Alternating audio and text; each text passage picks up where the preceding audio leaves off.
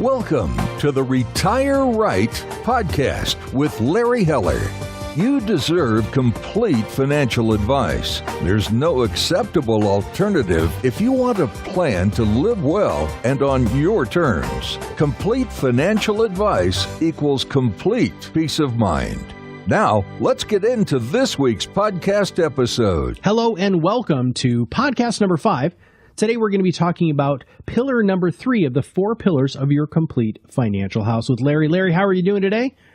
I'm doing terrific, Matt. How are you? I am doing very, very well. So let's talk about tactics. What do you mean by tactics? And let's talk about what those 5 tactics are. Well, when you're about to retire, there's a few strategies that you really should look at and put into place because it's a whole different ballgame when you're working and then when you're no longer working. So we've come up with these 5 main planning tactics that everyone should look at to really benefit them going forward.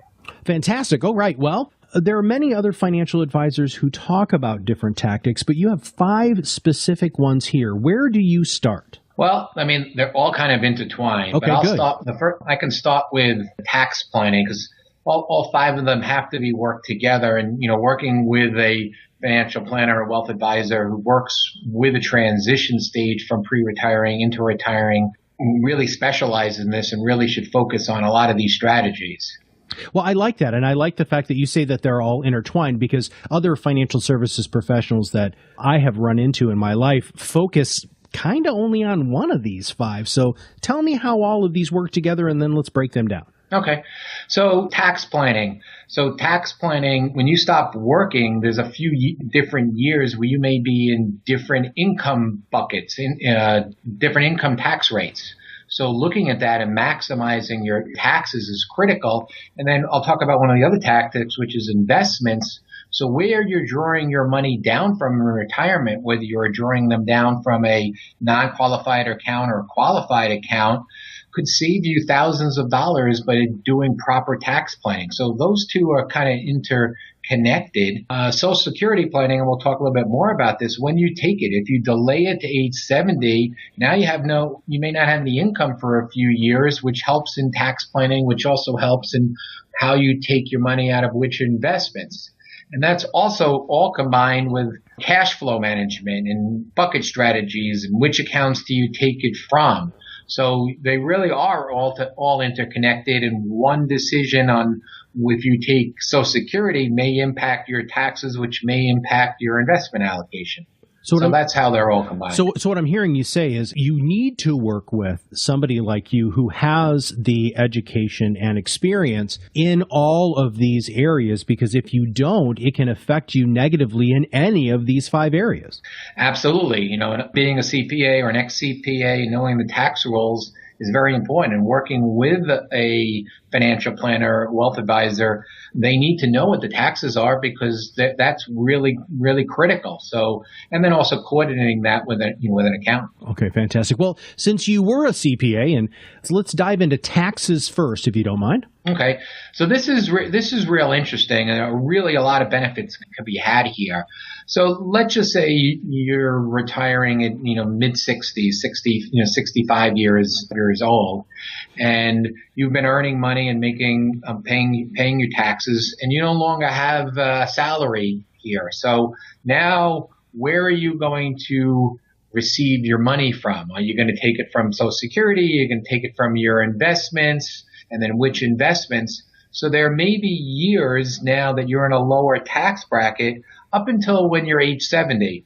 Most people today, most of their savings are in their 401k or tax qualified assets. So at age 70, they have to take required minimum distributions. Mm-hmm.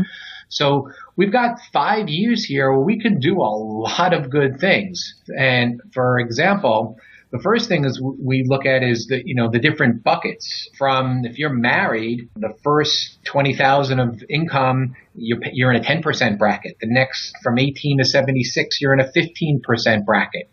So if you have no income coming in, maybe we want to take some money out of your 401k first and fill up your 10% bracket.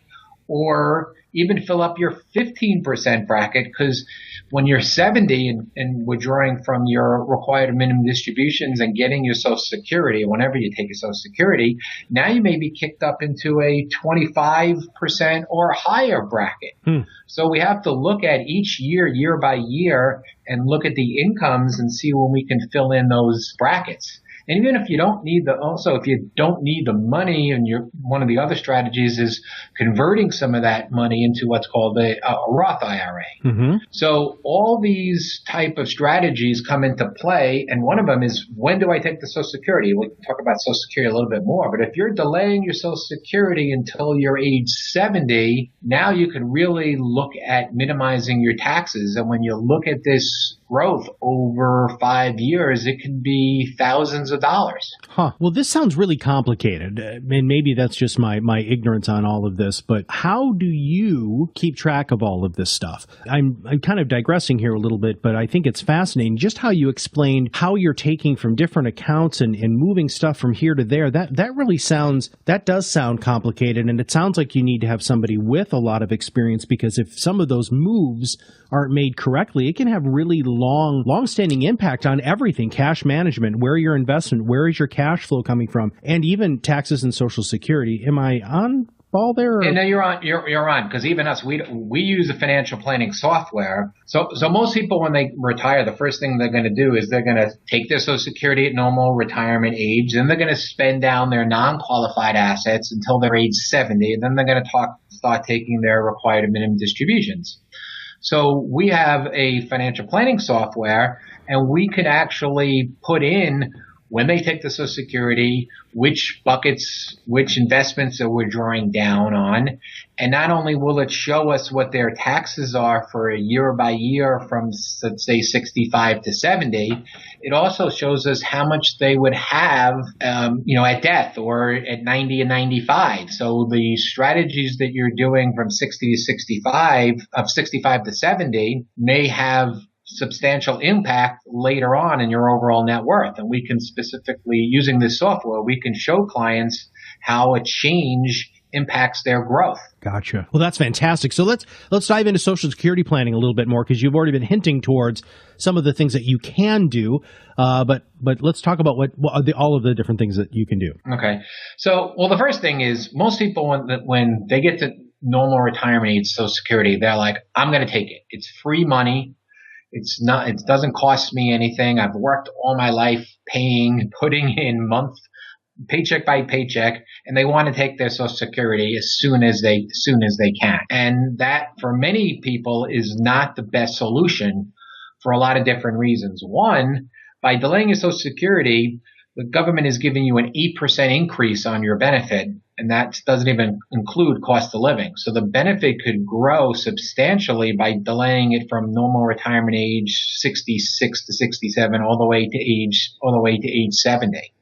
So that's one thing that you need to kind of look at. Another thing is, you don't want to just plan on Social Security for your life. If you're married, you want to plan it based upon both yours and your spouse's, because when a spouse passes away, they lose one of the Social Securities. So if we can increase the Social Security payout 8% into age 70, you're building up a pot of money. So when the surviving spouse would only get one Social Security, it'll be much greater. So again, using software, we can kind of show based upon different life expectancies. And of course, it depends upon how much Social Security one spouse has over the other. But if one was the majority income earning, you want to look at both of them combined. So that's one concept. Now there's other concepts that the government is kind of closed. There's still some loopholes around, and we can actually have a separate podcast just on Social Security. But there's still, especially if you're over 62, there's some what's called restricted applications, which is really free money. And I'm just surprised that if you're 62, people don't know this. In other words, you could take one half of your spouse's Social Security for a few years, and then at age 70, take your own. So that's going away, but right now that's still available for a lot of people out there. Wow. So that's two strategies. And we try to talk to clients to basically tell them that the Social Security is really another asset. It's an income stream over their lifetime. And if you do a current net present value of what that is, that sometimes you're much better off spending down money that you have in the bank or an investment first and then delay the Social Security to age 70, because it's going to net you a lot more money and you and your spouse a lot more money over your lifetime. It's a hard concept for people to understand. Why should I spend down my money I have in the bank and delay free Social Security? But if we get talking about that it's really another asset and look at it that way, then clients are like, I never thought about that. Yeah. Well, you got my gears turning in my brain right now. So where do we go from here? Which one would you like to attack next? So next really is, the cash flow planning and cash management. And it's interesting. Anybody that retires, I don't care how much money you have. We have clients with, multi-millions of dollars. When you stop working and you no longer have income coming in, it's a much scarier proposition when you look at your investment portfolio. And having a written game plan and a written cash flow strategy to keep you knowing how much you can take out and not having to worry that you're spending too much during your lifestyle really gets you to sleep better. It's one of the things we talk about a lot of times. Sometimes I tell clients, well, there's an investment decision and there's a sleep factor decision. And they don't always go hand in hand. So one of the things that we do in cash management, there's cash flow planning and then cash management planning. Cash flow planning, we kind of break it down into three different areas: survival or needs expenses, your rent, your food, something you can't live without.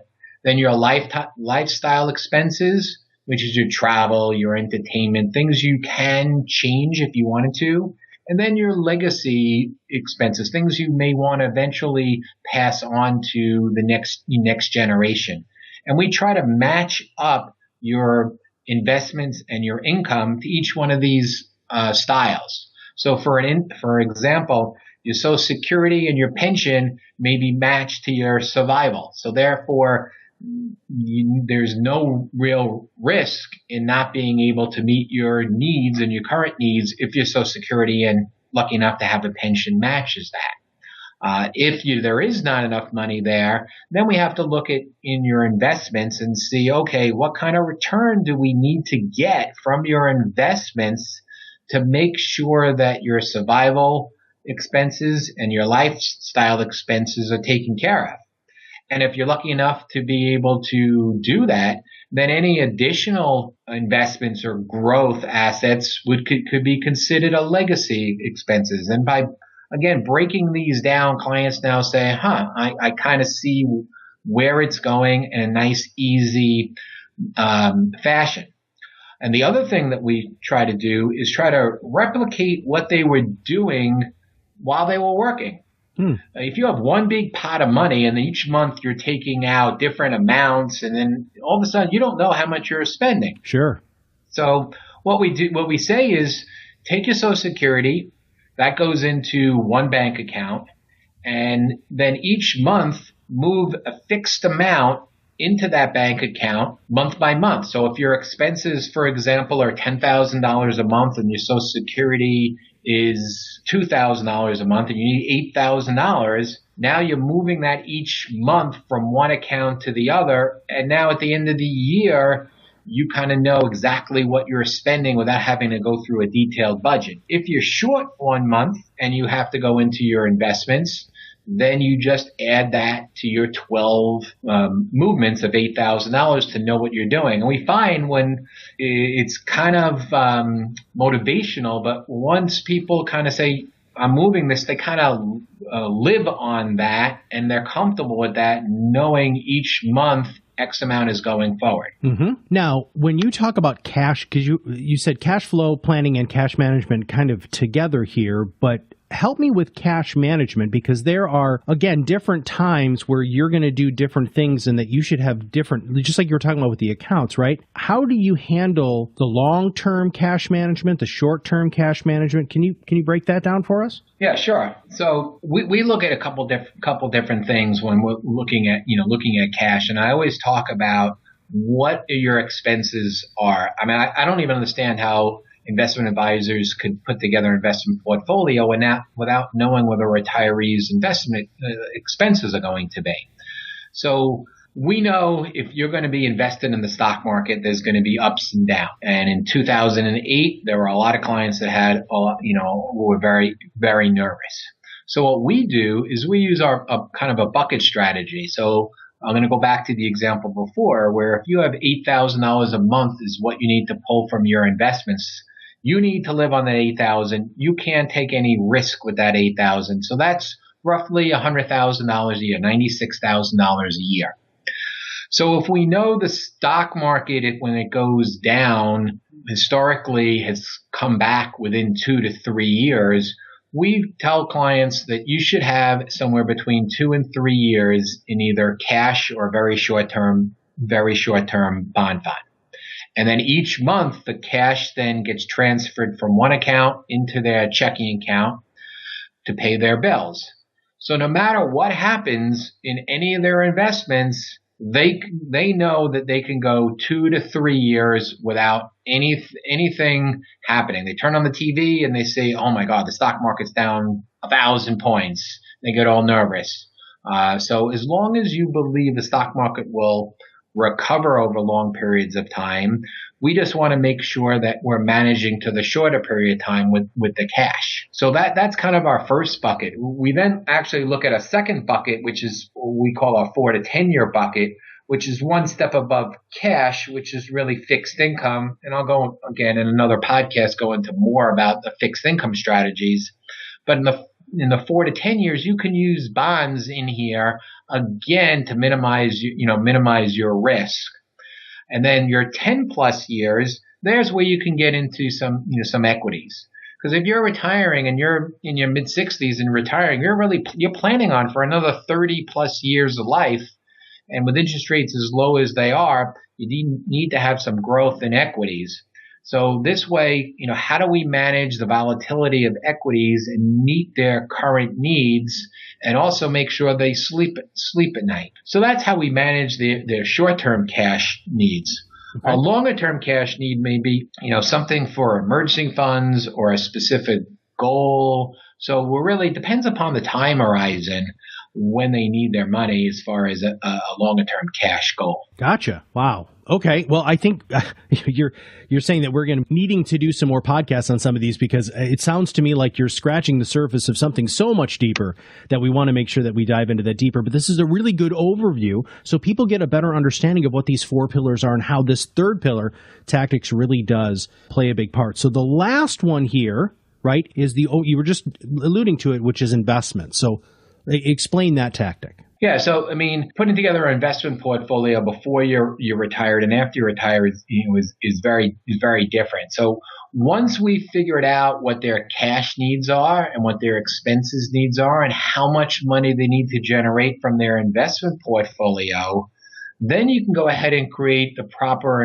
investment model for them and make sure that their allocation is correct. So for an example, if a client has a needs to earn 5% from their investments, is a lot different than a client that only needs 2% from their investments. So one of the factors that we have to decide is, okay, what are the rates of return that we need to make sure that they can not outlive their money? We also want to look at what their risk tolerance is. A client that may need, 7 or 8% return from their investments, but we do a risk analysis and their risk analysis comes up at 2 out of our scale, then we know that if there is a temporary decline in the market, they're going to panic. They're not going to be able to sleep at night, and they're going to want to sell in a downturn, and we don't want that to happen. Going back to 2008, we had a lot of retired clients, and we were able to tell them, we have 3 years of cash. We have another 7 years in bonds. We can ride this out. Yes, it's very scary looking at your portfolio go down hundreds of thousands of dollars. But if we maintain the strategy that we put into place, and you believe the market will come around as it has historically for 100 years, you will be fine. So putting together the investment allocation is based upon not only your expenses, but your risk tolerance and your cash management and your life expectancy, and everything combined will create the proper investment allocation. I love that you just said that when 2008 happened, that because you had such a good strategy in place, that your clients were going to be okay. And yes, it was scary. And you talk a lot about the sleep factor, Larry. So with these five different tactics within the 4 pillars, it sounds to me like your clients can sleep a little bit better because they know what the long-term view is and how that impacts what's going on with them tomorrow. Absolutely. I mean, one of the biggest things that we do is managing expectations and making sure that their expectations are in line. So yes, we want to make sure that they can, they can sleep at night. And when we have reviews and as things change and their life changes and the economy changes, we're always talking about that. Everyone wants higher rates of return with low or minimal risk. Mm-hmm. And that would be great if we could do that, but that it just doesn't work that way. Right. So we need to know what they're going to be comfortable with so they stay the course. And that's really our job, is making sure that they stay the course, and therefore they can have peace of mind. Hey, Larry, thank you so much for helping your clients stay the course. Hi, Matt. Thanks for being here. Well, everybody, thank you very much for listening to podcast number 5, where we talked about pillar number 3 out of the 4 pillars of your complete financial house, tactics.